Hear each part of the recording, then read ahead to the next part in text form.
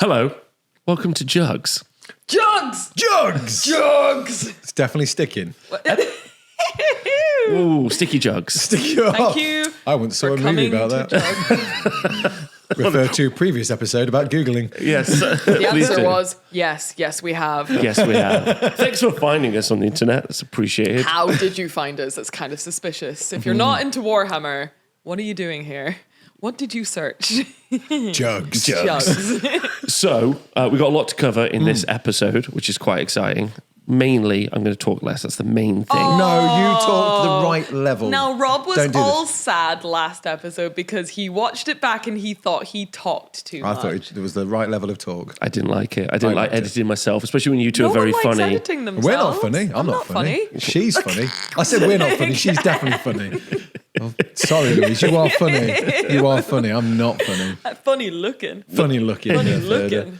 So this episode, actually, just a ton to cover. This is going to be the convention episode. Juggz Gone Wild. Yeah, JuggzCon. JuggzCon. Juggz in the wild. JuggzCon, obviously. Juggz It Live is something we're planning already. Yeah. Juggz Live. Juggz Live. Maybe we'll start that at PeachCon. Maybe. PeachCon. Well, that's something we can talk about. Is your future PeachCon? Oh, we could talk about Just that. jump straight in. Yeah. Yeah, let's go. Well, Peachy. right, straight away. Well, Yeah. it Might as was well. an idea. I had this idea to thank my patrons. That's really cute. Love doing that. Because they're supporting me and I want to give them a little thank you. Very cute. And I've talked to the wife and she's like, well, we have a school hall. We can probably see if we can loan that out or pay for that to use it. I'm like, cool.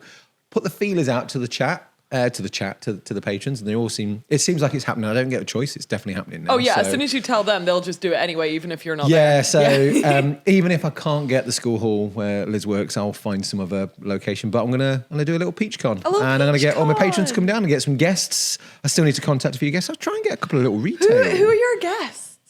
You, Oh, Rob, Formal invitation. Square Based, and Row Copies. I'd sweet. like to ask Jordan, see if you'd like to come Jordan's down. Sorcery. Yeah. There's a few other folks. Tesseract Minis was at Chilcon. He won a bunch of awards. He wants to do some painting sessions there, so that's cool. So frees me a bit of time up. I'll have a few games set up as well, so What people can games? play. Well, I'll use my scenery and my models, and I've got Shatterpoints, Kill Team, Warcry, Silver Bayonet. And maybe if I've done it by that time, do the big 40k Black Powder game as well. Amazing. That is cool. That is a lot. Yeah. That is a lot. And And then Will also there be like lots tea of- and food and stuff as well. Yeah, will there be peaches and cream? Can it be peach flavored buffet? Peach Well, themed someone did buffet. suggest every food should be peach related. Yeah, I'm I'm down with in. that. Just tin Or peaches. like we can all bring Just in peaches. That's good. That's really good. I like that we all bring a peach dish. A peach dish. dish. Yes, you should Dish. all bring A a peach dish. dish. Peach But it's cobbler. only available to patrons. And I was gonna ask. Yeah, that's 'cause interesting. It's a reward for them, for their support. That's nice. lovely. Yeah, so- That's really nice. And then I guess maybe as the years go on, or maybe next year, it becomes fairly successful. I don't know. It might be awful. or maybe more people just sign up to your Patreon. more people sign up to the Patreon. Yeah, any tier as well, as long as you want to travel down to. Oh, that's lovely. So it doesn't matter what tier you're on, as long, except free. Freeloaders don't go. We talked about this. We talked about this on the previous episode, didn't we? Like Juggz episode 1. Pre-release. That obviously like Beta Juggz. Yeah, exactly. Such the a beta horrible Juggz. terminology. Yeah. Is that obviously like your relationship with the people who support you the most has to be the most personal? Yeah. Do you feel uncomfortable, like, meeting all these people from the internet? No, I did a little meet at Salutes. I didn't know what to expect and how many people to turn up, and I just said I'll be at this location about 2 because I've got a panel at 2:45. It just seemed like the best time because I've had a chance to get food down me, and they were just all lovely people, the ones I met. So that was nice. Some that's people great. were like, "Oh, I couldn't quite find it." I was like, "I drew a big X." I drew a pirate map. You did. Your I drew a pirate map map. was so much better than So mine. much We better. gamified our stall. It's good. Can I just say about meeting up with people from the internet? Because like as a man in the hobby, I feel uncomfortable doing that sometimes. This bit shouldn't have even been in episode 1. What do you think about that, Louise? What he just said? I think it's honestly, especially in light of recent situations, just becoming such a toxic place for men to be in the hobby. Honestly, like they're out there, they're just wondering where they belong. Yeah. All right, and then guess what? It's Down not. pit. It's not here, Rob. Dump it. It's not in this Juggz podcast. It's Thank you for supporting me through this difficult time. You're welcome. I know it's hard. I know it's hard for you right now. You're organising PeachCon. That's exciting. But we're just fresh off Salute. Ooh, You say fresh. I'm so tired. I'm so sleepy. So what day is it today? It's Thursday. We had Salute on. It's a 1-day event and it was on Saturday. Yeah. I have still not recovered. I am, as we have discussed, Rob, God's weakest soldier. God's weakest peeper. That is God's true. weakest peeper. But you did good. You had a lot on. You were both very busy. I think we should break it down in big detail. For break it people who down now. don't know, Salute is organised by the South London Wargaming Guild. Nailed it. SLWG. Warlords. Yeah. And it's was for a long time a mainly historicals wargame event held in London. And then they have worked actively, it definitely felt like this year, to reach out to other types of creators. Because it's fair to say maybe the biggest event of the year, in England at least, is UK Games Expo. Yes. Yeah. I'd say so. So But UK Games Expo isn't specifically wargaming. It's board games too. Yeah, Yes. But this is specifically wargames. Yes. And so Louise went to work a store, to set up her first ever trade stall. We went. Oh, well, we did also go, yeah. Thank you. And then Peach, thank you. Peach, you were doing your best Henry Cavill getting touched by all the people. Apparently. I told you it would happen, and it did. It didn't happen. Right. I just wandered around chatting. Yeah, but that's meeting lovely. old We did buds. that last year, and it was really fun. It was nice. I don't know. Someone gave some sort of. I should have actually done a bit of research for the show. Sorry, but it's something like 8,000 people went to. Oh yeah, I this? think it was Yeah. between 6,000 and 8,000 this year. A Yeah, lot of people. crazy A lot. for a 1-day event. It's crazy, like huge. Too many people. Too many. I mean, that's the most shocking thing. You go on a Friday, you set up as a vendor, you set up, and we could talk more about this, sure, but like you set up, and then you get there at like 9 a.m, and then you're done at 4:30. Yeah. It's just It's a quick blisteringly fast. Yeah. It's wild. Yeah, it was wild. So I'm going to be doing a video about Salute because I have a lot of thoughts. But to sum up, we went to sell goblins, and we sold a lot of goblins. You did well. Yeah, it's pretty good.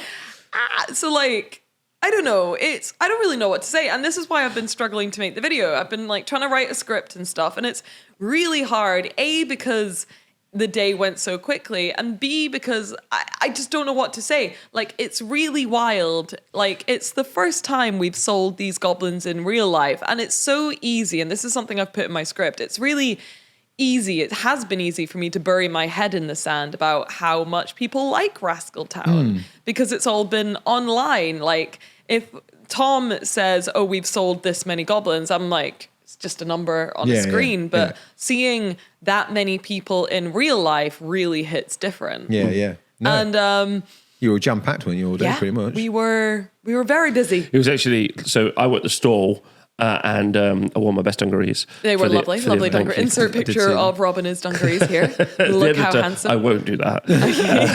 I will. But there was a queue the entire time, so much so that I had to say to Louise, like, you can't stand at the stall. Rob kicked me out my own stall. Yeah. I was, because I don't know, I wanted to kind of hide behind the stall a little bit, like barrier between me and people and being scared. And Rob was like, boot. He's like, you're gone. Yeah. You're out the stall. Because you get a lot of social anxiety, right? Sometimes, yeah. It's a weird one because like I like seeing people. I really do. I get excited to go. It's not like the day before I'm like, oh no, really. I'm really excited to do it, but I'm also really scared. Like when it happens, I'm a bit like, I mean, I get that. I mean, I understand because it's like some of these people you've not met before, right? yeah, So you don't know or how some to react people to. you have and then you forget their faces. Yeah, And then or it's names. or names. Like there's a lot of social cues that you have to hit. Yeah. And that kind of stuff like does make me nervous sometimes because I want to hit social cues and I want to be good and entertaining and talk to people and be good at small talk. And honestly, I'm just not. Yeah. But it was, I Same. had the best.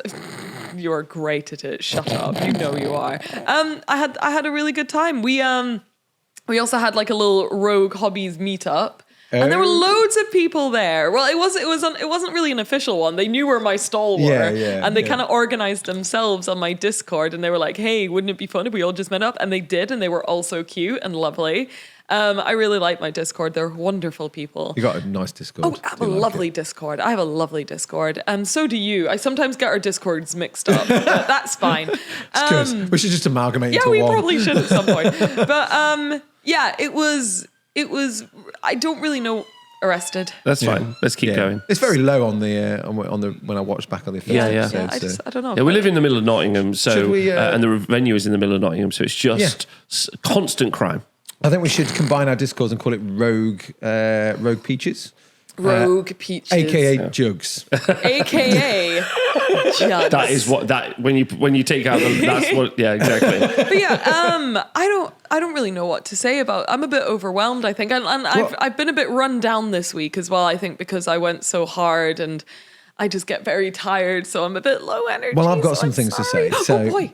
On your behalf. Oh, so good. I've been to Salute a lot. I gotta have a, and you get a lot of smaller businesses jumping in, and it's really nice to see like these new companies are just appearing every year, because there'll be like destination stores I go to every year. I'll be like, definitely go to that one, go to Perry's, go to Warlord, go to Crooked Dice, and they'll always like, oh, this is interesting, who are they? Oh, this is interesting, who are they? And they end up like panning out to be like great ones later on, or you just never see them again. And I don't.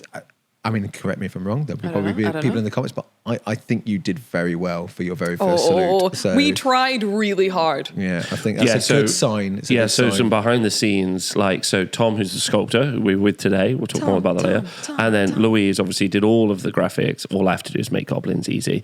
But the thing that really impressed me standing on the stall is how professional it looked. And I don't just mean in the branding. Yeah. Oh. And again, this isn't just because we're doing a podcast or anything like that. Like, legitimately. Yeah, it was so professional. I kept looking at the pirate that's been obviously painted and stuck onto the graphics, the pirate goblin. We could talk about him now. Yeah, Yay! which is great. And it just looked incredible. And it was really interesting as well, because I remember actually when Salute got booked, because Louise and Tom hadn't actually done their second goblin yet. They hadn't done Krampus. So it was a while ago that we signed up to Salute, which was so you'd basically done one mini, and then Salute was the launch of Mini 4. I assumed that they just wanted me to turn up and be like, have a YouTuber stall. I don't know, I don't know why they invited me. They're very nice for invited me, but I don't really know what they expected me to do. Yeah. Per se.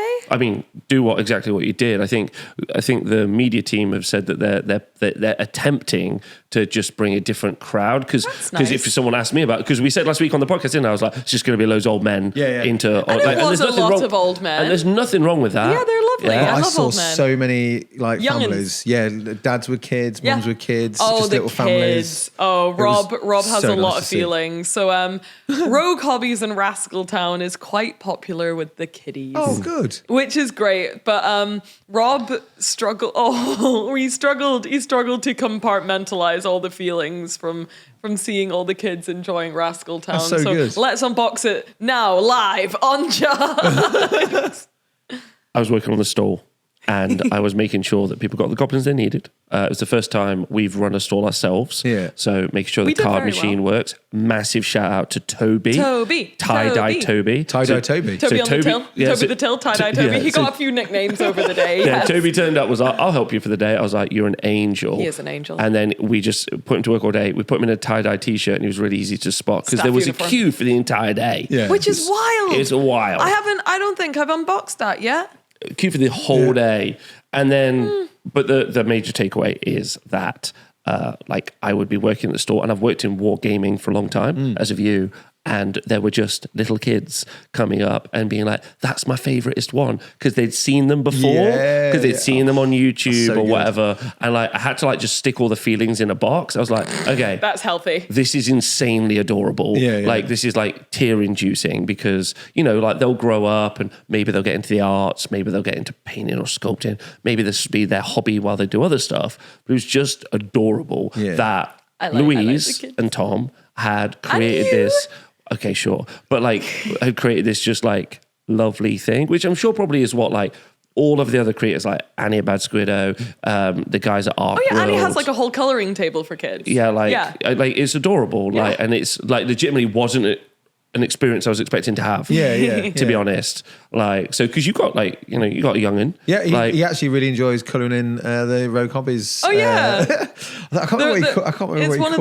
I think it was called Fighter. Oh yeah, it was Fighter or something. Fighter, it's on your fridge. I've seen it. Yeah. He's named it Fighter. Yeah, he's called it Fighter. But yeah, it's how I taught the kids how to paint when I did that thingy. It's clever. I got them to colour it in first, and I was like, you've done that. It's the same, but with paints. And they seem to, I've never seen so many under 10s nail it first time. Yeah, it's really good. Yeah. So I'd like to do more of that. Amazing. I think definitely a space for kids to get into the hobby, because I had Hero Quest, and it was, at that time, I would argue it was a little bit cutesy. Hero Quest at the time. It was. I'm trying to think of a word. Dark or grim. It's a bit more whimsical. Yeah. A bit more whimsical. And I think the newer Hero Quest has kept a bit of that. Yeah. And it's nice to have something that, as a child, that I got into, and then seeing like other kids.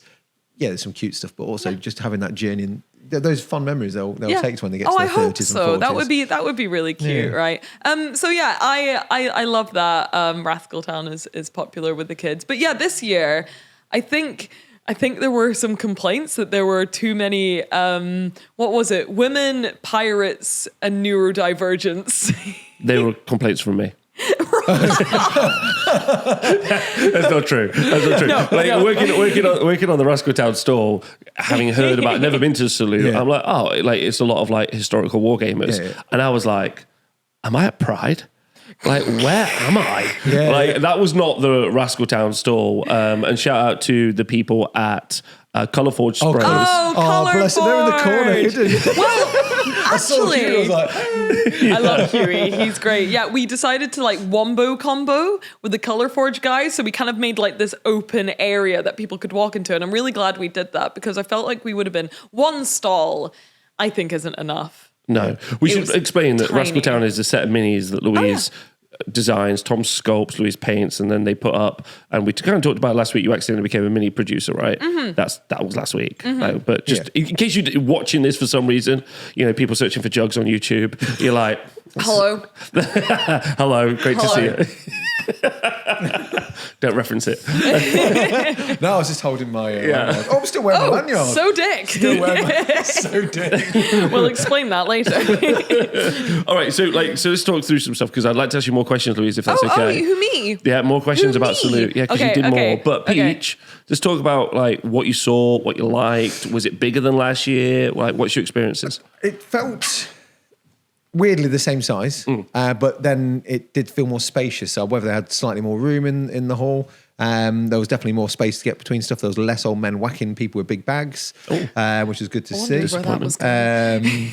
But I got to see the things I wanted to see. What do you want to see? Oh, all those stalls you just talked about. Yeah. So there was I need to get some teeny, because I ordered them online. You get like really small grass tufts from Gamers Grass, and they're really good. Scale really well. Yeah, they were just on the corner. Tufts. You've got tuft money now. Tuft money, yes. Who's got tough money in this I economy? Got tuft money. That's all I spend my this toys economy. on. I save up for tufts. Beans on toast, just having toast. Yeah, just the toast for me. I got some tufts to get. I need that money for the tufts. But yeah, I was getting them. I looked at Crooked Dice because I like to do a video about what do Crooked Dice do?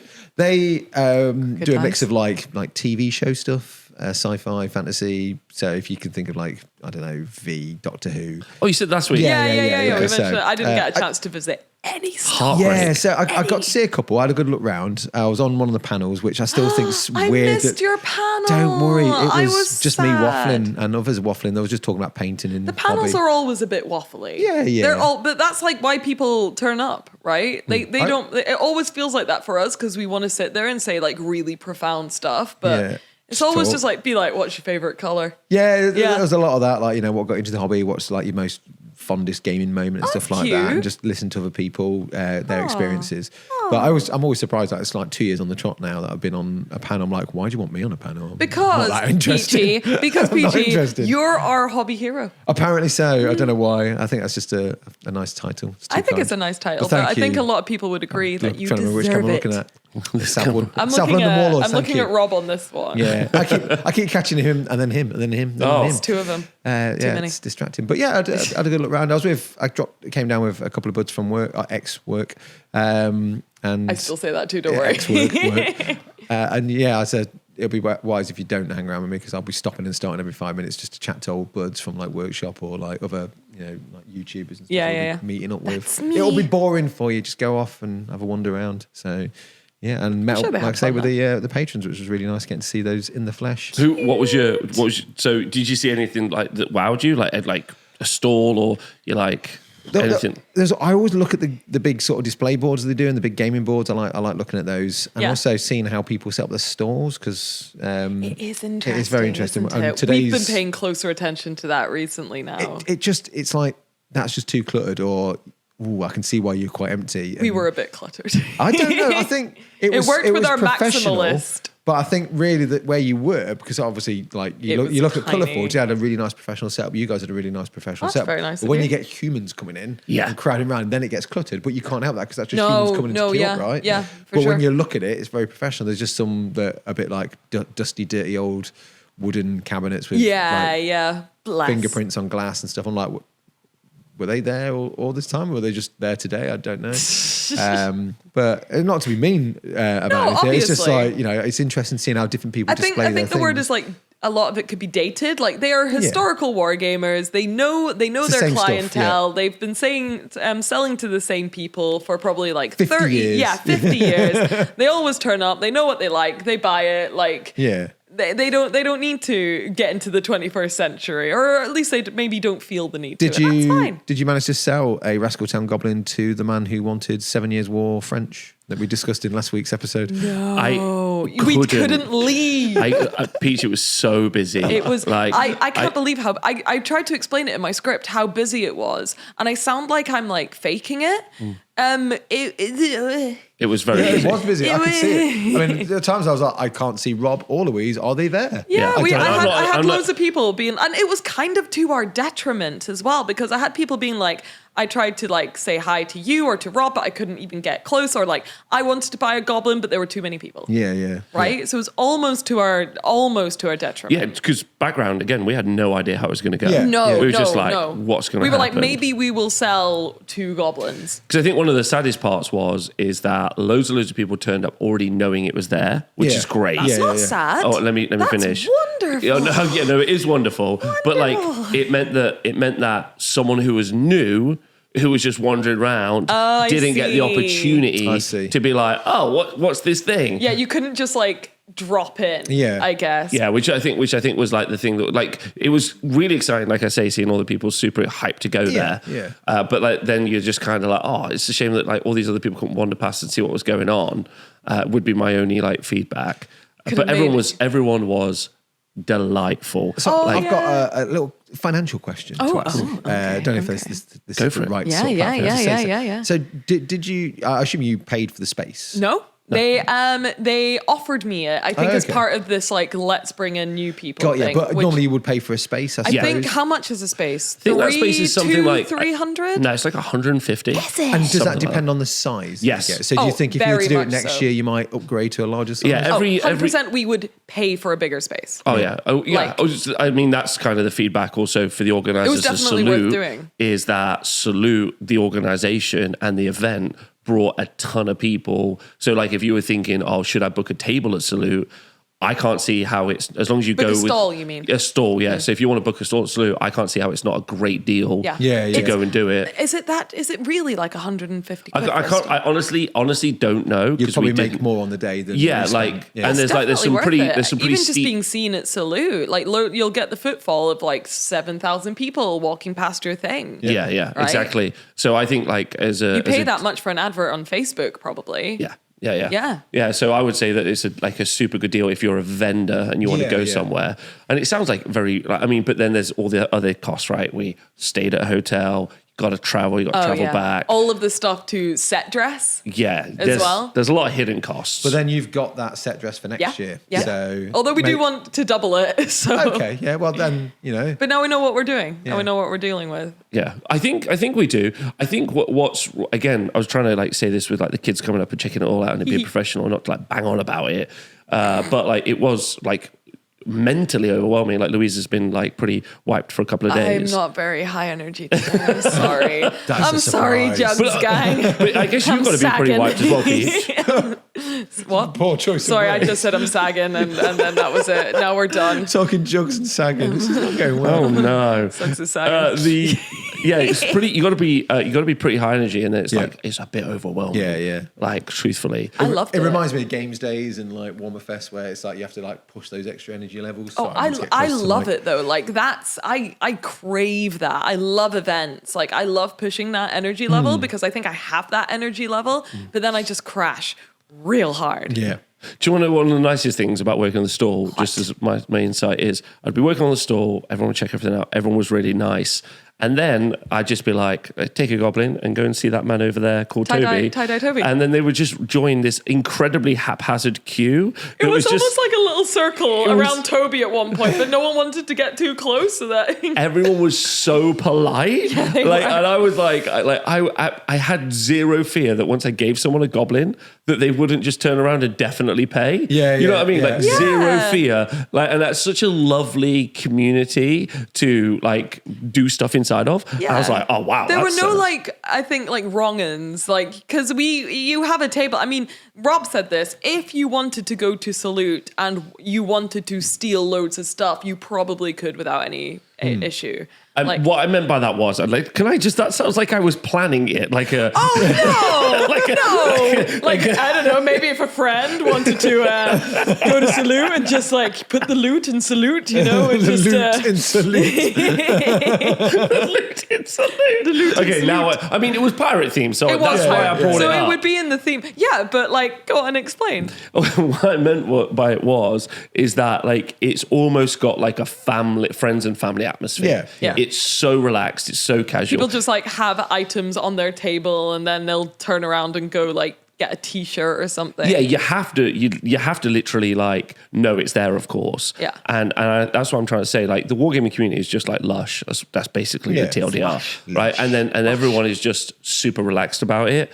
And that would be my number one feedback. There were loads of good stalls there. I didn't get to see many. Yeah. Oh, I want to do a big shout out to Moonstone because when you were what was the coolest thing you saw? Their terrain table was amazing. You played a game, didn't you? Did you get a chance to play a game? I didn't play. I played a game at Games Expo last year. Yes, yeah. And it was awesome. Like I said, I had no time. No time. I wanted to give them a goblin and we didn't even see them before the end. So do you think feedback for next year is try and make some time for each of you to have a little wander around? Maybe go and disguise Louise? I think we were understaffed. I think we're going to have more staff next time. Well, so Louise, you didn't so the stall effectively was just sans Louise because you also did a seminar? Yeah, I did what did I do? I did a few things. So we had the panel, which was the makers panel, which I think I mentioned last week. I was a little bit nervous about. It was totally fine. Can I say, you for some reason, you had the loudest mic. No, it's just me.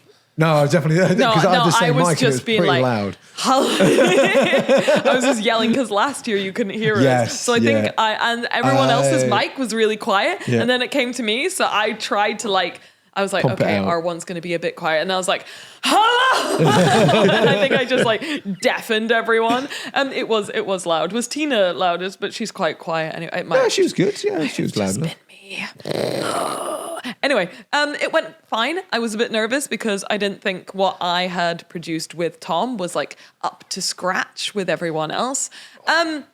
But then other people turned up with little dioramas as well. Tina had the HMS Baby Legs. Oh, yes. Which was I love Tina so much. Yeah. Just the most cursed. Can you explain what it was? Oh, Tina had made a pirate ship on top of baby doll legs with a whole crew of little goblins and egg people. Was it goblins? Hobgoblins. Sorry. And egg but there's people. no water, so they don't have water in Tina's little world, there's no water. Yeah. So it has to walk, and then it has a little feather at the back which tickles the legs, and it walks to make forward. it walk. It's really smart. It's so disturbing. She is. But no one my fights and favorite. kills; they just throw fish at each other. Yeah. So nice. Where do the fish live? Imagination. Magic. Imagination. But it was really nice being next to like Tina and other people, because there were obviously a few people who were like, we are proper crafters. Someone was like, I don't think 3D printing is a craft. That is interesting. I know. And then Tina was like, Louise, it's okay. Like, that's an interesting. Oh, yeah, but that brings us on to more topics that we want to talk about also in this episode of Juggz. Juggz. I'm trying to do J. Okay. All right. Juggz. Do we need gang signs? Juggz. It just looks like you've just got a phoenix. Yeah, that works. But yeah, so there was a lot of interesting conversations about like, what is like craft? Because me and like, they were like, oh, I don't think, and it made sense, like 3D printing isn't a craft. Making something with your hands out of like toothpicks and cocktail sticks and whatever is. Yeah, but hasn't the model been digitally created using hands? Crafted, Yes, you might say. using hands. And you painted it using hands. I So did therefore use it's hands. craft. That's what I call my. It's interesting. It's an interesting conversation. What world we But live yeah, in. he very, very confidently was like, 3D printing obviously isn't a craft. I'm like, I'm right fucking here, buddy. I'm right here, my guy. I only think that's a really interesting question. It is obviously, and I didn't disagree with him at all. I was like, I can see how Because you you're would think that. diplomatic and not rude. And I was scared. And honestly, there was a confident man talking, and I was very scared. The last thing about Salute, I think that was cool was there was a painting competition, and there were five So in the goblins. large miniature category, there were 5 Rascal Town goblins, which doesn't sound like a lot because it was a big competition. Oh, you mean in the actual main painting Yeah. competition, there was goblins? But that's good. Yeah, 5 in one cabinet. So like in none of the other cabinets, there weren't, as far as I saw, because I had a look in the other ones, there weren't any repeat miniatures. Like you got usual like That's Space Marines, interesting. blah, blah, blah, blah. But in the category where it was large miniatures, so it's like busts, larger Inquisitor scale, stuff like that, 5 Rascal Town goblins. Amazing. That was crazy. And did any get placed or? I think some of them won some commended, Oh, that's which good, was very, yeah. very good. But like it was wild. Yeah. Like, and this is, I think maybe that between that and me just being like, I'm so sleepy. This is why I'm struggling to like put out my video on Salute, because I've been trying to write the script and I'm like, well, we didn't film anything because we were so busy. And it was busy, like it was just big. I mean, like maybe that's Rascal Town's people maybe like it. They do. They love it. I think that's a great bit of feedback. Like next year, like hire someone to because all of 3 of us are, self-producers. We film our own stuff, record our own stuff. So I think in the future it might just be a requirement to get someone else to do the filming. I had Rachel and Andy because they also showed Art in Miniature, the documentary that we are all in. I need to get a copy of that because I was talking to Andy and he said, I need to. We might. Have you never seen it? No. What? No, well, there were, I think, 6 sold out viewings of it at Salute, which was great. But Rachel had her little gimbal camera with me, and she Art in managed. Miniature is a documentary about miniature painting. Just so you know, is a documentary that we produced last year in correlation with the Scunthorpe Art Council. Which is crazy because most people don't think Scunthorpe has an arts council. Well, we proved them wrong. No offense, Scunthorpe, we love you. Yeah. Love you, Scunthorpe.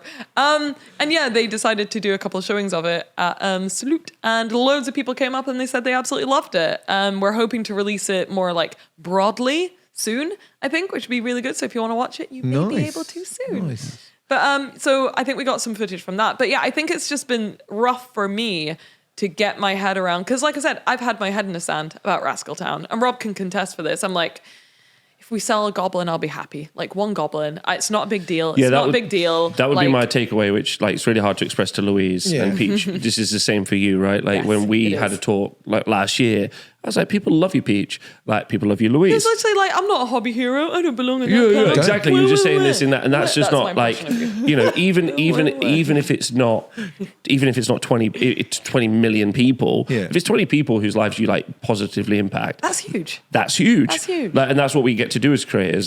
So I've never really cared much about the numbers. I've just cared if you impacted one person positively. Yeah. But Rascal Town looks wildly professional because, thank you, in my opinion, and I could talk about this a million times over, and maybe we do this on another show. Well, maybe I think not. I think that miniature wargaming itself is an incredibly backwards, deeply behind industry which we could break down a million times over. I think we probably will at some point. Yeah, I think so. But like, you know, that's what Salute was for me. Are you talking tech mentalities? Tech, mentality, branding, like marketing, I suppose. Marketing, like so much stuff that could be improved, which, you know, I think has held it back. You know, oftentimes you say, you know, Games Workshop was this huge thing. I mean, like they make it look at least good. Yeah. You know, that's like a key component of doing that. They have modern marketing and modern branding, and like it has happened recently, but nowadays, certainly they do look like a modern professional company. I suppose, when you think about it, like, Warlord Games is probably the closest one to having like for the historical wargamers, that kind of like level of branding that is recognisable. Then after that, I'm like, the Perrys have a decent website and they always have branding. Branding's always been quite good. I quite like Bad Squiddo. I think it's nice. But it's nice. Moonstone, I think, have a nice logo branding, professionalisms. I just like Moonstone. I'm just thinking all the peripheral historical stuff is forgotten and not many people know it exists unless you're really into it. I think also, I would argue that like, we could talk about this for tons. Just a big takeaway from Salute. What's your biggest takeaway, do you think? Oh, gosh. I mean, try and find some time just for myself to look around.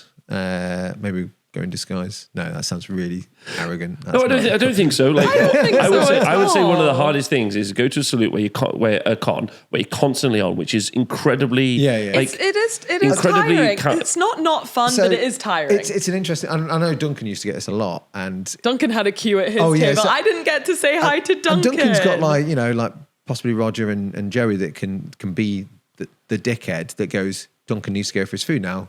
He's going. Because you need like a chauffeur. Not even that, but concierge. My problem is I don't want to make anyone feel awkward or left out. Oh, absolutely. So if I'm talking to someone, I can see someone in the corner of my eye waiting. I'm like, are they waiting for me or are they just hanging around for the mate? No, they're definitely waiting for you. That's usually like what goes through my head. When I was a kid with a book, it was like an old book. And when I'd finished the panel, we all stood there and I was talking to some other guys, and there was a guy who'd been waiting to talk to me, and then other people kept interceding, and I'm like, everyone doesn't know there's a queue system, but this guy's been waiting a while. Then he started talking to me, and then someone else interrupted.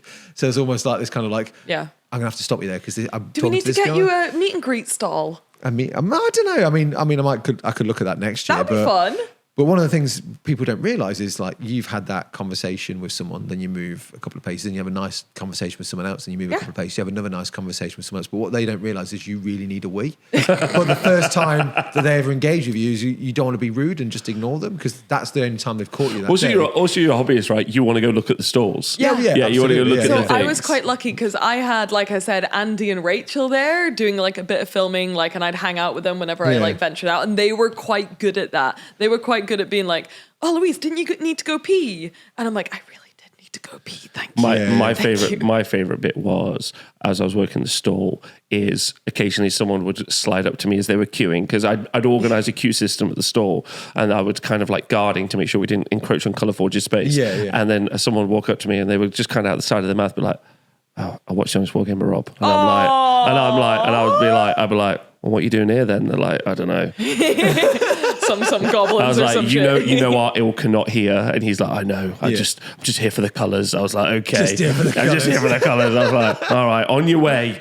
All That's right. cute. Yeah, it was really fun. Yeah, loads of people were really excited to see Rob as well. Good, I'm rightly so. Yeah, it was fun. Fun. So my biggest takeaway though was that I think at least Rascal Town, this is not meant to be an advert, it was just wildly professional. Yeah. I really appreciate that because me and Tom, like, I've put this in my script as well. And if I do make a video, please go watch it because it's going to have all of my thoughts maybe a bit better. Is that like, I felt like when I left Games Workshop and started my own thing, I really had something to prove. I think I put it in my script as the Diana revenge dress. That's such a good slang. It is. Good. Do you know the Diana revenge I do, dress? Yeah. And I kind of feel like I want to be Diana in her revenge dress. So I want to turn up at my like first event and the same thing as they are, which is a professional miniature company, and fucking just look like it. Yeah. Because me leaving Games Workshop can never be seen as a step down.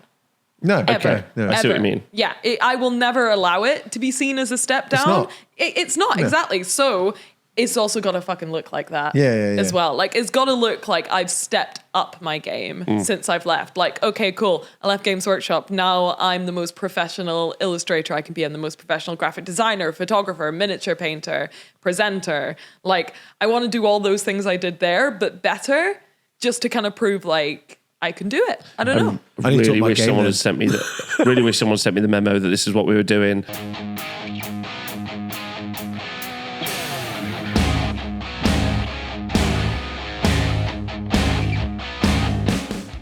By the lights. No, I can't see.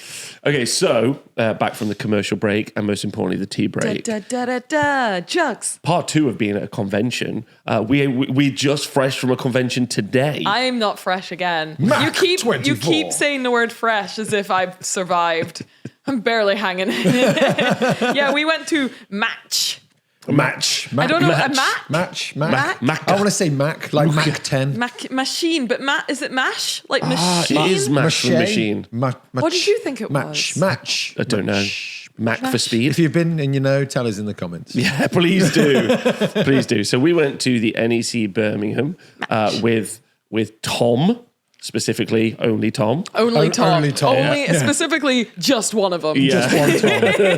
Right, and which was in Birmingham. Yeah. And Peach drove. Thanks for driving, Peach. Thanks for I'm surprised we driving. all got there in one piece, so sorry for awful gear changes. Okay, so like Peachy had like 2 awful gear changes and now he's like whipping himself. He's like, yeah, I nearly killed all my friends. Well, there was that one bit where I nearly did, wasn't there? Did you? I was asleep. It was when the NEC and we quickly changed lanes because That was fine. That was fine. That was Yeah. fine. I'd like to call that artistic impression as driving. Artistic driving. I mean, I put my brakes and he put his brakes and everyone lived. Everyone broke. So yeah, the thing that we went to was in relation to what Louise was saying earlier. 3D printing as a craft is this was a machining expedition, not expedition, exhibition, expo. Thank you. But it definitely there was a 3D print bit, which is what we're going to talk about. There was like a whole 3D print like rock down to Electric Avenue section. So we should have sang that song and we didn't. Why would we have sang the song? Because we were all together and we could have sang. We're gonna rock down to Electric Avenue. 3D prints and models. Okay, carry on. Perfect. So tired. You're singing songs to 2 people that can't recall songs. Yeah, that's unhelpful. But the important part is we had to go through just huge industrial machinery. Yeah. Like I loved it. It was so. Honestly, what was your favorite? My favorite bit. Thank you for asking. Was robots with jobs. There's a whole section. Robots with jobs is my favorite thing in the world. They're so cute. I was hoping for there to be a lot of robots with jobs, and by that I mean hydraulic arms that are very, very cute. I find hydraulic arms adorable. I read this really funny article the other day, which was why humans miss their Roombas when they go on holiday. Yeah. And it's this weird phenomenon of people like bonding with robots. Hydraulic arms like do that for me. I love them. I like it when they have little jobs and they're like, oh, what shall I pick up next? Oh, I think this. Where does this go? And they're like, oh, it goes over here. I like that. And I'm like, me too, little guy. Me too. I think that's good for us that we do that. So I like I like robots with jobs. Perfect. Robots with jobs. What was your largest piece of large machinery you saw, Peach? I couldn't even tell you what it was called, but it was some big. I don't know. We were looking at it had a cost on it, didn't it? Yeah. And it looked like a big bed, 80 like grand. a bed of spikes. It was like 78 grand or something for a bed of spikes. I don't know what it was. Yeah. I like that. That was good. There you go. Bukaki Vader was pretty good as That well. was very funny. Bukaki Vader. There was because there was lots. There were lots of milling machines and like the machines like the that would hydraulic coolant that just looks like. And then Vader was like, they were like carving a Darth Vader out of like a pure chunk of metal, and he was just rotating in all this coolant, and we were like, oh no, he's stuck in the Bukaki chamber, and then we were like,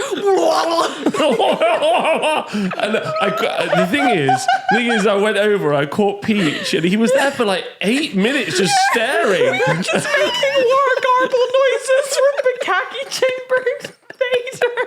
Can you stop a minute? And then we found the Did you have to record it for 4 minutes, Peach? 4 minutes. That's twice, mate. It was just the speed.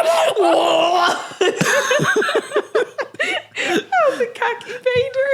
He was also maybe my favorite part. The khaki chamber Vader. You've just. I'm going to correct myself. My favorite part is not taking this seriously. Walking around seeing stuff like that, and lots of serious people in suits looking at us with like raised eyebrow. We were all in like we were all just in wearing this. Literally wearing what you're seeing now. The clothes we're wearing now, and everyone else was like jeans, brown shoes, gilets, or like a polo neck, and they all look very serious. Yeah, they were all like proper business boys, and then me and Peachy are just there with their phones, just like the Imperium. It has taken a while. Like the khaki Vader. It was good. It was really good. My other favourite bit was when we were walking around and someone came up to you both and was like, what do you do in this industry? And you both were like, we don't know what that is. Someone was like, and they came up to me and Peachy. Was it me? I think it was me and you or something. And they were like, hey, gonna ask you a real quick one. And we were like, okay. And they're like, does your company utilize hydraulic rotation materials in order to further progress some other fucking jargon? I'm glad you remember that. And I'm like, I make goblins. And I was like, does your company... I have no idea what you just said, Louise. What did he just say? I don't know. And he was like, if you don't understand what I just said, I'm not for you. Yeah, and I was like, come back. Which is awkward, because even when we went to the 3D print section, also weirdly not for us. Oh my God. So there was like a whole 3D print avenue, and we were like, that's kind of like why we went. The real reason we went was because we like hanging out and laughing at Bukaki Vader. Which is odd, because he apparently wasn't going to be here this year, but he's honestly had a rough one. He's had a rough one. He's had a real fucking year. Jesus Christ. But yeah, we were there for it's like a clown. I hire him for parties. Anyway, we were there for the 3D print section, which was super interesting because obviously we made the goblins, and then Peachy, you were about to get your first 3D printers, right? I am. Yes. I didn't know that. Yes. Kirioth is going to pass on 2 3D printers to me. That's very generous. He is. I think he's got a few that he wants to make some space for. So, and he was like, "Do you want them?" I was like, "That's very kind of you." Very trying exciting. to see if I've got some old school ham things that you can probably have in exchange. But I said to Liz, "I don't have the room." She was like, "Take them because we will find the room and we'll make use of them." And even Kirioth was like, at some point, I don't expect you to have them out, but they're there if you need them. And I was like, "That's really kind of you." So yeah, I'm going to get into the 3D print world a little. Do you know what? I don't know the answer to this. What's your thoughts on 3D printing? I'm fine with it. Why wouldn't you be fine with it? I mean, fine with it implies that there might be a problem with it, right? A lot of people... I hear there's problems with it. Okay. So the only thing that worries me is me having another skill set that I might struggle to comprehend, because I'm already learning to be a videographer, an editor, a presenter, painter. I'm struggling with all those 4 things. But then I've heard so much stuff about 3D printing is more of a hobby than it is just a plug and play. And then loads of people say, no, it's more plug and play now. I'm like, I just don't know where I sit. It is hard. From watching Rob do it, it isn't like, I don't think it's plug and play. I think TLDR, if you spend a lot of money, it's plug and play. Oh. I think that's kind of the nitty gritty to it. And then especially today. So we were today looking at machines that were like 60 to 80,000 pounds. They were spenny. But they're also cool though. So cool, and we'll talk about those in a minute, because they were wild. But yeah, so cool. If you you can spend money on like producing some crazy things, but obviously like once you start getting towards the commercial end. And then the cheaper commercial end, because when I'm talking about like the crazy 60, 80,000 pound ones, they're over there. But you can spend $1,000 on like a bamboo. Yeah, they did have some like more for home printing higher end ones, which were things like the bamboo, right? Yes, exactly. And then those are the ones we were looking at, going like, ooh, that's bamboo. nice. Oh, it was good because they had like 3D printed chainmail. They did. Oh, that was amazing. That was so good. That was and they so had like cool. they had like first day release resin printers. They're like the first time this one's been out on the market. And it was, I can't remember, I think it was a Formlab, and that's like Formlab 4. And they were like super happy that they had that. They were like, are you impressed? And then and I was like, I watched the YouTube video. That's like, listen, it's not very good. So no. You didn't say that. I didn't say that to them, obviously. Good. But I want to shout out, I don't have their card, which is a real shame. Was it Ken? Ken. Oh, you Kev? couldn't. Kev. Oh, it was Kev. No, it was Kev. Yeah, Kev. Kev. So we walked up to one of the stalls, and because what I want to do what I wanted as the manufacturer, because obviously Tom sculpts, Louise does all the stuff. Like, I do all the stuff. All the stuff. Like, what I really want to do is level up my knowledge. Yeah. So I just was like, I went up to Kev, and then he was like, okay, so what sort of business do you run? And we were like, incredibly small manufacturing like 3 business. people. Yeah. And he was like, oh, how much money do you have to spend? I was like, 0. And then he still gave us like 45 minutes of his time. He was great. He was great. Yeah. And it was because like, I think a lot of the people there were like rich Billy Big Balls, like rich Uncle Pennybags toting around their money for like huge manufacturing businesses. Because we said this, right? There was like a store and they were like selling like machine parts for submarines and planes. Like, hey, do you like large guns? I took photos of it because it was a really nice display, but it looked like some lovely. kind of architect that like put on these very podiums. cool. And there was like a massive crankshaft and like all these things that have been like, crank. Yeah, but who's like walking around like a trade show? It's like, I yeah. really need a crankshaft for my submarine. And then you walk past the store, you're like, oh, thank God. There you are. This looks interesting. Oh, you also do the turbine for the back of the super stealth superboat. Yeah, like Boeing 747. Perfect. I've got 2. I need another. Wonderful. Yeah, Can I get weird. a $5 off if I buy 2? There was a big jet plane engine as well. Yeah. A massive jet plane. It was so cool just to see that kind of stuff. I don't know. Yeah, that was super fun. But yeah, shout out to Kev, because he then took me through a bunch of different things, because effectively we do UV cured resin, which is how we do the goblins, and then I print on 3D printers to make like terrain for the venue. Yeah. So I'm like, cool. I'm pretty much, if you're watching this at home and you do some 3D printing, pretty much the hobbyist. That's where I'm at. Maybe a little bit more. You're a home printer. Yeah, I'm a home printer. You're quite an efficient home printer. Yeah, but there's a way to scale it, like, and the material technology was mind blowing. The stuff they're doing there is crazy. Yeah, so like, the one that blew my mind was they were printing on one of the resin printers. They were printing in silicon so that you could print your mold. So if you wanted to like do like your traditional mold casting, you could print the mold. Print the mold. And it's That's not mad. and like it feels like just like they can just print whatever now. We went to another place that prints stone and ceramic. Yes, yeah, that was That nuts. was nuts That was as nuts. well. Yeah, that was crazy. And the one, I think the big one that we want to talk about is the ones that have the painted. Oh yeah. So this is huge. Shall I do the pitch? Right. So we went to a stall and they had just, I think we can insert pictures, can't we, into the podcast? Yeah, we've got some pictures, yeah. For those who are watching with visuals. And they just had like realistic items on the desk. They had like 2 bottles, like beer bottles, a banana, Which freaked me and Peachy out. a lemon, and like a tiny shoe. A tiny shoe. And they were printed and painted, not by hand, but like machine painted. They weren't machine. They painted them as they printed them. Yes. The printing was in color. Yes, Yeah, the yeah. printing was in color. That's the best way to It was describe like it. a special app that you used, or Yeah, but also printed in different material in color. Yeah. okay. Yeah. So It's like that's what was wild, because the trainer or the shoe. Yeah, had a little rubber sole and stuff as well. There's some of it, like it was flexible in a way that's undescribable. Yeah. Undescribably flexible. Juggz. So dick. Oh wait, we haven't described. So we got these lanyards that so that we were sponsored today. The event was sponsored by So Dick. Which And it turned out was a Japanese company. Even though it just says sodick.eu. No, it's so dick you.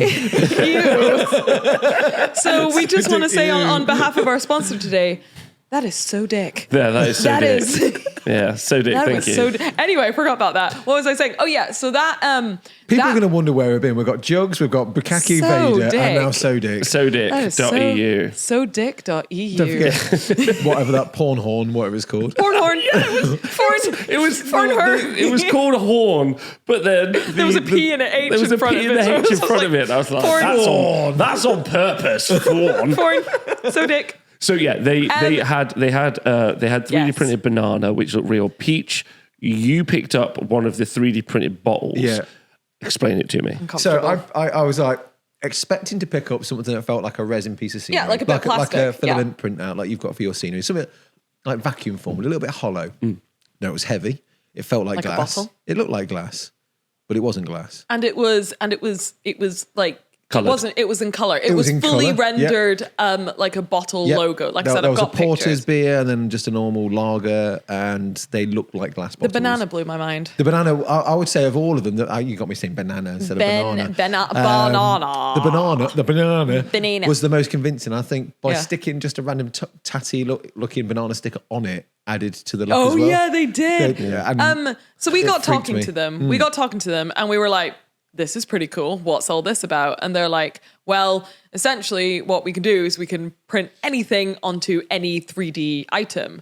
And we're like, that's really interesting. Do you know what Warhammer is? And they're like, a little bit. And I kind of described what we do. And they were a bit lost, I think. Like, you got a new subscriber there. There you go. Thanks. So I was like, well, we make toys. I said toys because that's the easiest thing for them to kind of get their heads around. And I was like, we make toys, but kind of the fun bit is that people paint them. They're like, so because they saw the miniature, I showed them a picture of like one of our things painted. They're like, oh, so do they get them like that? We're like, no, absolutely not. They sit at home and they paint it, and they're like, oh, what does that take? Like 4 hours. That's time wasted. Yeah. And then they were like, oh, so they like painting? I'm like, no. Often, no. This is going to blow your mind. Often they hate it, and they're like, why are they doing it then? I'm like, well, they have to. There isn't anywhere. Hero Forge do like pre-painted miniatures. I think they're the only ones that have kind of like stepped into that. My Mini territory. Factory do a little bit as well. There might be more things out there we don't know. These are experiences from today. But not like we're talking like printed down to like the last millimeter of detail rendered items here. And they're like, so we were like, this is really interesting. So I showed him one of our like grey goblins, and then I showed him my paint job, and I'm like, could we theoretically superimpose my paint job onto a pre-produced miniature? And they're like, yeah.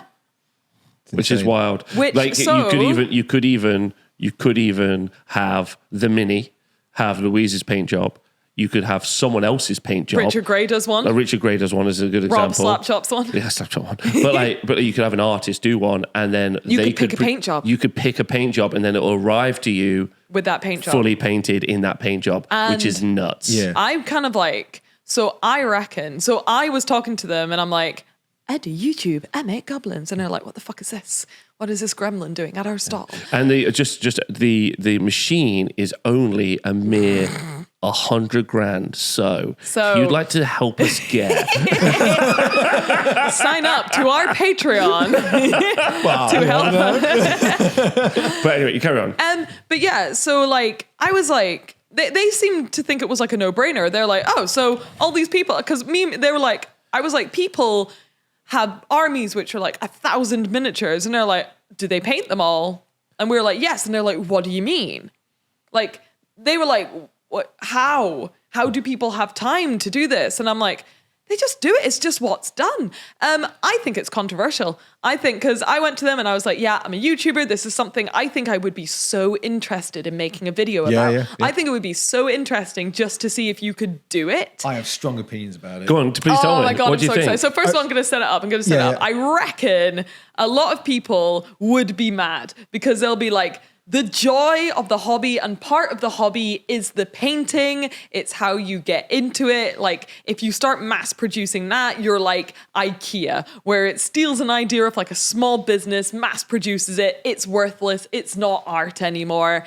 It's just like shit. It's tack. It's awful. It's stripping away all the personality and art from it, and then mass producing it.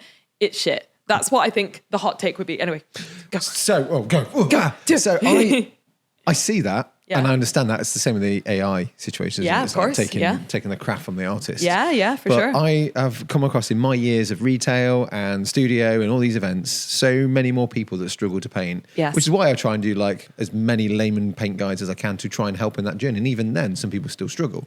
So having models that are pre-painted, and I know Rackham, there'll be comments, I'm sure, about this. Oh, yeah, Rackham do pre-painted. They did. It killed their business. Oh, did it? Killed their business. How come?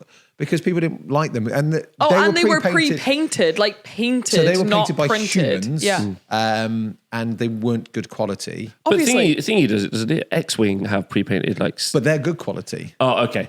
All right, I see what you're saying. And I would say that the way I looked at the things on that stand would look like X-Wing, but better. Yeah. Yeah, by 100%. a country mile. Yeah. Now, from some of myself, I like painting. It's a 3D print. I can, if I wanted to paint my own colour scheme, and I've got a model that comes as like, let's say you have an Ultramarine box set, right? Yeah. Or a Stormtrooper. Yeah. And it comes with the models that are 3D printed and they're coloured. Yeah. I want to paint them myself. I'm just going to spray them white. Yeah. And do it myself. Yeah. I have that option because sure. I'm not going to lose any detail because it's no different than spraying white over grey plastic, right? Yeah, as soon as you spray over it, it's just the miniature. It's just the miniature. So that option then is there for me to continue. True. But for a lot of people that don't want to paint and don't have the time to paint, it's there. It's there. And it might not be like the highest end paint job unless you pay real high end quality to get like the Louise Sugden, the Richard Gray, the Darren Latham. You probably pay a premium for that because you got all the non-metallic metals, you got all those blends and stuff like that. But what's wrong with having models pre-base coated?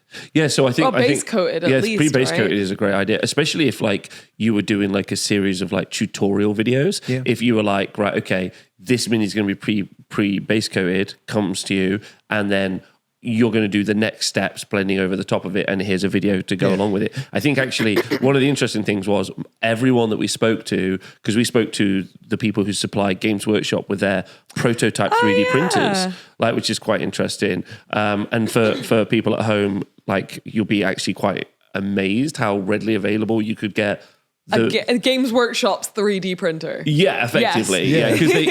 Yeah, they have it in a brochure, and they were like, "It's that one." Yeah, and again, if you don't know, Games Workshop will 3D print and prototype a mini for like people to paint, right? Yeah. That's that's what the heavy metal people paint. Is the like 3D printed. Yeah, the casting bits. So one of the casters will go off and then turn those into molds, which become resin. Then the heavy metal guys. That's why you sometimes see the little stagger lines on. That's actually one of my favorite things. Is like the biggest collection of like the biggest gallery of 3D printed minis in the world is Warhammer.com. Oh my god, you're right. That's very true. That's fun. I like that. And if it's good enough, if we're being honest for a second, if it's good enough for like the heavy metal paint department to get the 3D print, 3D printing, the 3D print to paint to be the thing that they show on the website to sell the plastic kits. Got to be good enough, right? I mean, they are quite brittle. If you drop one, it's... No. See, that's a bit of a myth nowadays. Yeah, nowadays. When I was working there, if you dropped one, it shattered like glass. Yeah, okay. But the technology has moved on significantly. Oh, yeah. Right? I mean, look at what you've done with our goblins, right? Yeah, exactly. Yeah.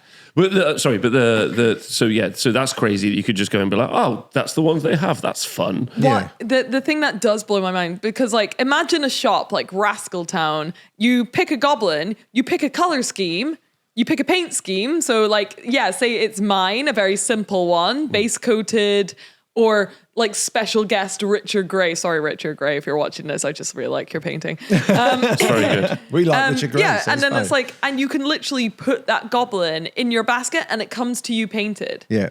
But then what is it? But then my opinion on this was you get like Frank Frazetta, right? Frank Frazetta would get a canvas, he would paint a beautiful canvas of like, I don't know, the Snow Giants where Carrie Ann is... Snow Giants. I love Snow Giants. Or the Silver Warrior, another one, a favourite of mine, where Cheeky Death Dealer. He's Cheeky Death Dealer. Cheeky so Death Snow Dealer. Warrior, Silver Warrior, he's on a chariot with two polar bears. Is it the... Yeah. Two polar bears. Beautiful. Yeah. But people buy them as prints to put up on the wall. And they're art How prints. is that any different? Yeah, I honestly don't see. You both know that I'm not like the person who's who is pro painting, as in like I will paint now, like, and I do enjoy painting, especially thanks to Louise's tutelage. But like the ultimately, I want to put my minis on the table to play with, and I don't want them to look bad. Yeah. And someone's going to be like, well, why don't you just put the effort in? It's like, because I like playing games. And also, like, you'll never see a worse army than the person that doesn't want to paint it, but has to paint it. Like, that just will look bad because someone just doesn't want to do the work. Like, and if you can skip that step. But a lot of people would say that those people shouldn't got the wrong hobby. Well, you know what? I think I'm in the right position to have a strong opinion on this. Go for it. Which is not a strong opinion, but to defend you, because I am an army painter by trade. That's what I've always done. I enjoy army painting, but I don't see an issue with the armies being pre-painted. No, me neither. So I can play against other painted armies. Exactly. I like paint. I don't like playing against grey plastic with bits of metal hanging off and like one base coat on an arm and stuff like that. Or playing against someone who's like not had fun. Yeah, and it's my craft, and I enjoy it. Yeah. But seeing other people get the enjoyment of having because they're there to play, and they're like, "Oh, Peachy, I would love to do Napoleonics with you, but I don't want to sit and paint 200 figures." The joy out of that game isn't that guy has suffered to bring the miniatures to the table. The joy is that you get to play a game with someone who... With your buds. With your buds. What I love, though, I absolutely love, is like you see a paint... Like, say this system existed, right? The pre-painting? The pre-painting. Yeah. But like, which it might, in 10 years, it might be what Games Workshop do. That's why we went there. I wouldn't be surprised. That's why we went there, right? Like, I love the idea that I can walk up, I can, click on the shop, and I'd be like, I want Space Marines, I want Blood Angels, but I want that artist's Blood Angels because I love what they do, right? And then it cost me more money, but it's a bespoke item. Yeah, we were explaining like commission painters to the same guys. It blew their minds. And they blew their minds. They're like, what? So people just paint their armies? Like, yeah, because people. And he's like, oh, what do they charge? Like 50 quid? It's like this is gonna knock your socks off, my dude. You could probably buy one of those machines. Yeah, literally.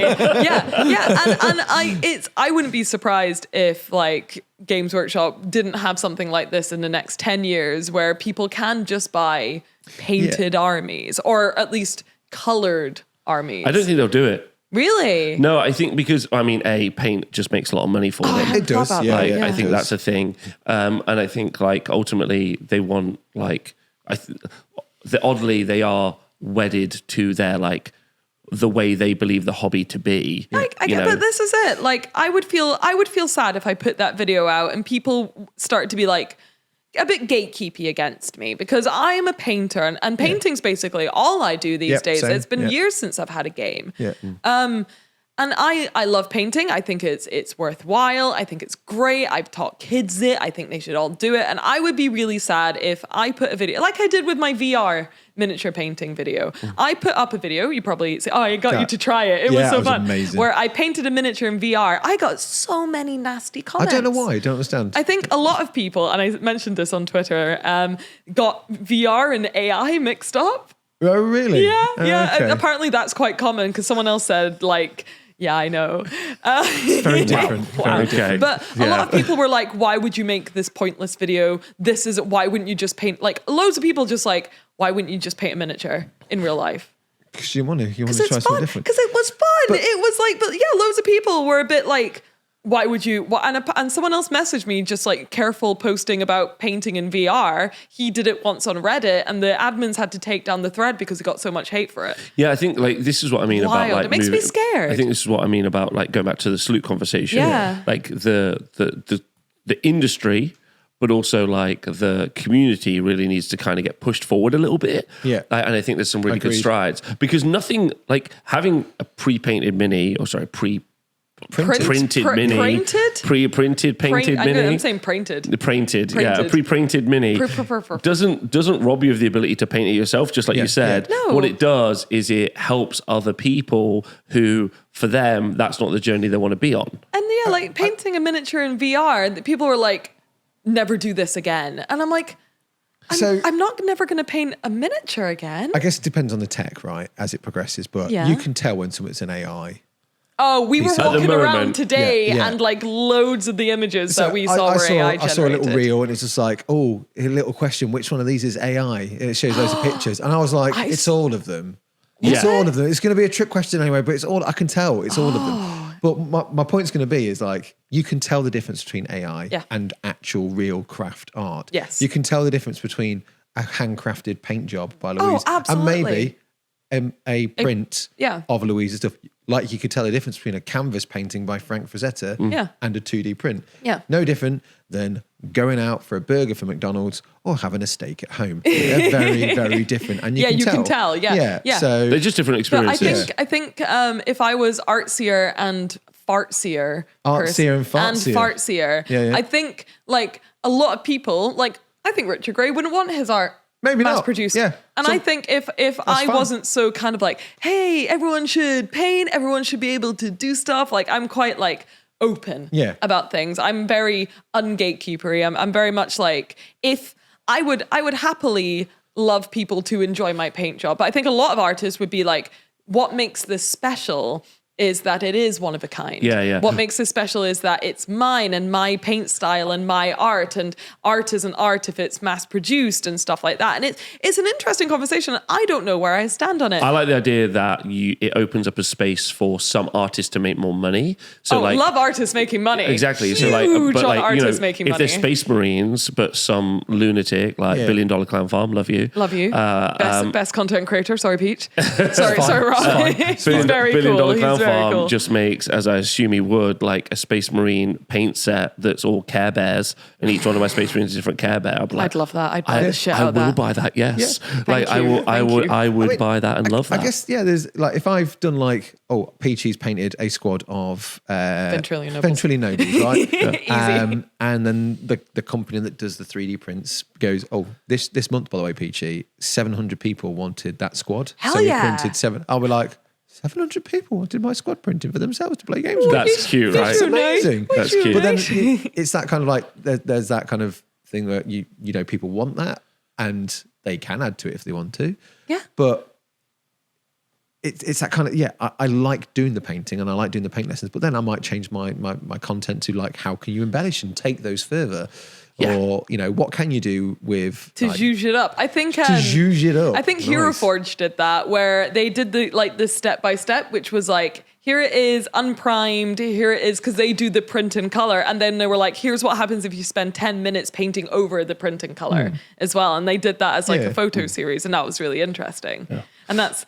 a kind of a better way that people can put their own little bit into it. It's just really interesting. I know we're in a world of like TikTok, short attention spans, like, Sorry, I wasn't listening. It's fine. Shorts. I mean, I find I get a lot more toxicity on shorts than I do on mainstream videos. I stopped posting on YouTube Shorts. It's all 12-year-olds that have Minecraft. Not so much this time around with the new channel, but certainly the previous one. There used to be a lot of hateful comments and stuff. Yeah, and it's very kids are mean. There's a lot of, and I'm sure we'll get the comments, and there'll be like some debates in the comment section. Some people don't like the word Juggz. No, you'll be surprised to know. Yeah, but people want Haters. craft and trade, and I get that, and I like craft and trade, and it's been my craft and trade for a long, long time. Yeah.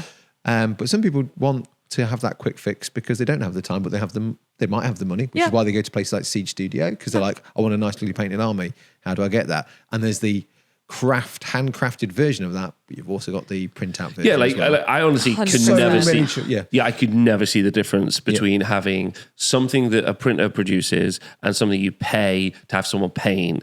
Like, I really can't. As long as, and I mean, this will always be true, everyone's labor is being fairly paid for. Yes, I think one of the fears, and nothing's stolen. Yeah, nothing's stolen, of course. That's really important. Yeah, I think one of the fears is people are always just like, oh no, I don't want like that, but in case like it steals jobs or whatever.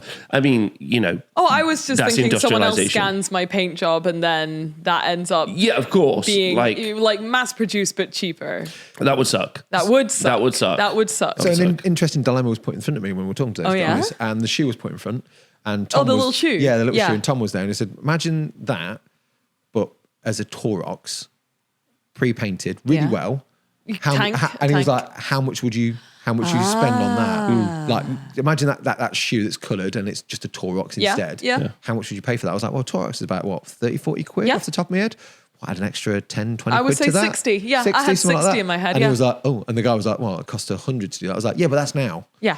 when you're mass producing, you've got like a huge... Imagine buying a 3D printer process. 15 years ago. It's unfathomable. Yeah, they were so expensive. Yeah. You're I mean, right. 100 quid like is not space terrible aged. for a pre-printed Archaon or a Torox, but as time goes on and the scale increases, then it'll... We were seeing 3D printed metal parts. Oh, yeah. which was crazy. bananas. All connected. Yeah, all connected. It was and it was so inspiring. And even the store we're just talking about, they had a wheel that printed as an individual part, but the wheel, like the cogs inside, and you got the... I got some videos of it, yeah. Yeah, so it was spin, so like, you could have your It was tank perfectly flush. Yeah, and then you also got a hand. The tiny hand. A tiny hand. That but had a skeleton printed inside of it. That had the skeleton printed inside But it wasn't hollow, it was filled, but the skeleton was still inside. Like, the technology is gonna be crazy, but... So when I was at Games Workshop, I went into a meeting room and I was like, this was a while ago, obviously. I was like, 3D printing's going to be huge. Is Games Workshop going to get into it? Like, is there going to be in the future, maybe every Games Workshop has a 3D printer and then kids can order parts for their miniatures and print it out and stuff? Like, that would be cool. They're like, no, I don't think so. I don't think Games Workshop will ever do, like... anything like give it time when a new person takes over. Yeah. That's forward thinking. Give it time. Yeah, but I think the thing that is most inspiring. Interesting. I think the thing that's most inspiring about today is that for us, because I mean, really, I think I'm very end product focused. Yes. I'm not like the process of like, I quite like building minis. That's quite therapeutic. Put something on the background, build it. You don't love building minis though. No, I do. I prefer building minis to painting minis. Really? Yeah. I quite like it. It's quite a nice thing. I like building minis. Like painting is the thing of all the hobby that I dislike the most, but I will do it. And I have oftentimes enjoyed it. But you've been having more, ever since you started slap chopping, it cut that barrier for you where you didn't want to start, and then you started having fun with colors. Well, it's like, I wish Peachy's channel had existed like 10 years ago when I got in the hobby, and the first thing I'd seen was that, and I'm like, oh, I could just paint it well, but fast. Yes. Right. I wish I'd have seen that. So that would have been for me 100%. But truthfully, I always think about the end product, because I don't want just a mini on a shelf. Lots of people do want that. Yes. That's the thing. I do. I'm in the hobby so that I can replicate a battle in a scene. That's my, like, I'm only end goal focused. I don't think about the process, don't really care about the process, don't enjoy the process. That's interesting. So like my end goal is the reason to do the thing that people work all that time to do. Not even to do it, not even like play the game. Yeah. What I mean is like I want there to be a wicked set of scenery. Yeah. And I want like the minis on the board and the battle to happen. Because what I mean is I'm not like, it's all about the competitive game. I just want this like wicked setting. I think me and you are on the same mind there then, because that's definitely where I like miniatures on the shelf. Yeah, which is great. And I also enjoy the home act of painting as well. I enjoy trying to see what I can do and like doing little challenges and pushing myself. Yeah. And like the painting is almost like the game for me, right? Yeah. Because I'll be like, how realistic can I make this pearl? Can I do an inverted space marine? Can I paint this tiny? Can I only use these 3 colors? Like, that's my game. Yeah, for me, it's the lore. Like, read the book, find it out. Love a bit of build lore. the setting, like the scenery, and then put the minis battling in the lore. That's why I love rules. Like, a really interesting thing came up recently, because like, which maybe I should say for another show, but it was like, it seems like in Age Sigmar coming up, like they're stripping the rules back a little bit, and loads of people like love that strip back rules, love that strip back rules. People want simpler. Yeah, simpler. That's I love the word. that. And I get it. Yeah, they always say streamlined, and I'm like, so my question I kind of asked to Louise the other day. Yes. I was like, do I want, and I said this to Val as well, do I want Horus to be the Horus the mini? Do I want a streamlined way to play Horus, or do I want a mini that feels like I'm playing with Horus? Like, and sure, if I can have a streamlined version that feels like that, then that's what I want. So Black Templars are very much like that. So when you're playing with, I don't know, Grimaldus or something, he has like 1 billion gubbins.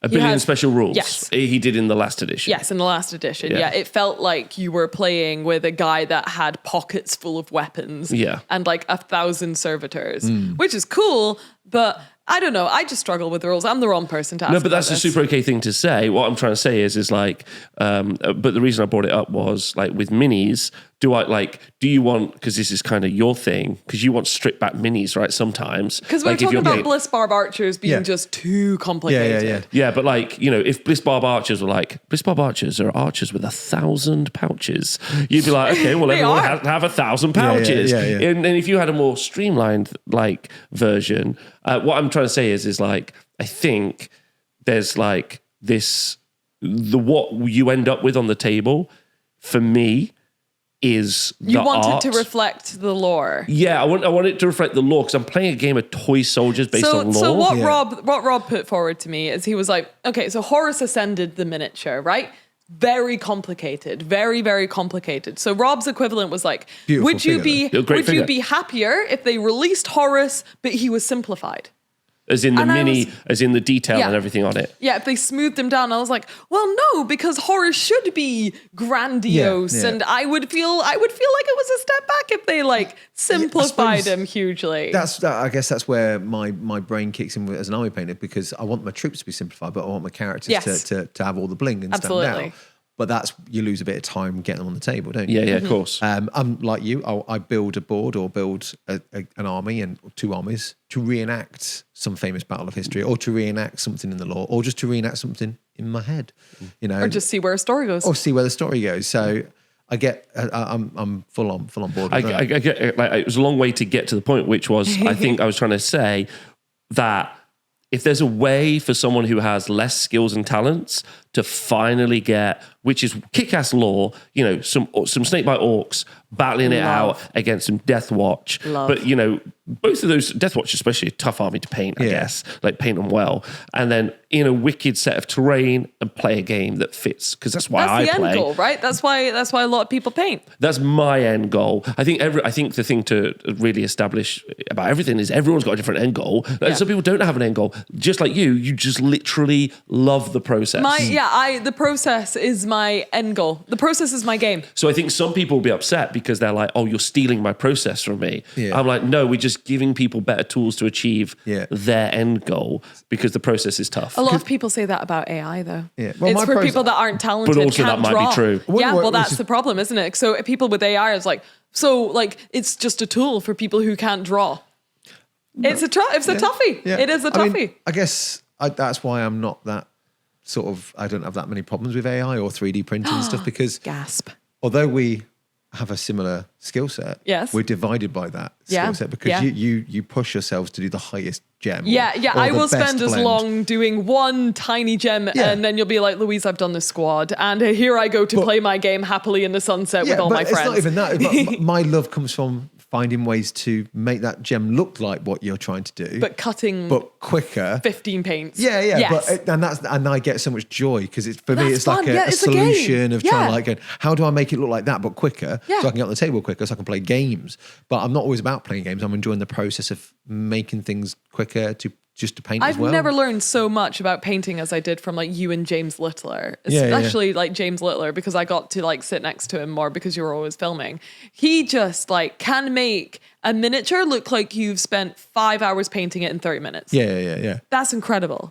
It's so incredible. It is, but again, Peachy's literally been a professional army painter for a miniatures company. James Littler is the same. Yeah, and I think currently is. Currently is. So I think any of those things are just going to be challenging, and everyone's is in it, like, and if you're watching this back, let us know like who and what your, like, are you end goal focused, are you journey focused? I think all of those things are interesting. What's your opinion on mass producing paint jobs? Ooh, I don't know. Like I said, it's for it, because I was like with you, and then I'm like, as soon as you started saying it's for people who can't paint, it's for people who, but then that's the problem with AI. AI is for people who can't draw, but then the argument is, well, all these artists are learning how to draw so that you pay them high commission prices. And that's us fairly paying artists. I mean, miniatures are literally products for people who can't sculpt. Like, I'm buying a Space Marine because I can't sculpt a Space Marine. My friend one time described miniature painting as painting by numbers, but in 3D, and it's just coloring in. Yeah, it is coloring in. The way I do it is coloring in. I was very upset, but I couldn't really. argue. Yeah, because his thing is like, well, it's not. Is it an art piece because you didn't sculpt it? You're just coloring in. If someone gave you the outline of the Mona Lisa and you colored it in really well, is it yours? Well, we can discuss all this on the next episode. Or other things, who knows. Let us know what you want us to say. There is going to be additional video, because this should finally be up on our YouTube. Bonus content, that's the right way to describe it. That's the right way to describe it. It's on our Patreon, because a particular issue has come up recently in the miniatures hobby space, which I as a man feel uncomfortable talking about. Fuck off. Actually, are we going to discuss that in the bonus content? I think so. Yeah. Bonus content. Bonus content. Regrets. Okay, but for now, for this particular segment, I've been Louise. I've been Rob. And I've been Peachy. Yes, you have. And we've been Juggz. We've been Juggz. And you've Thanks been for coming to our Juggz. Thank you for coming to our Juggz. We'll see you later.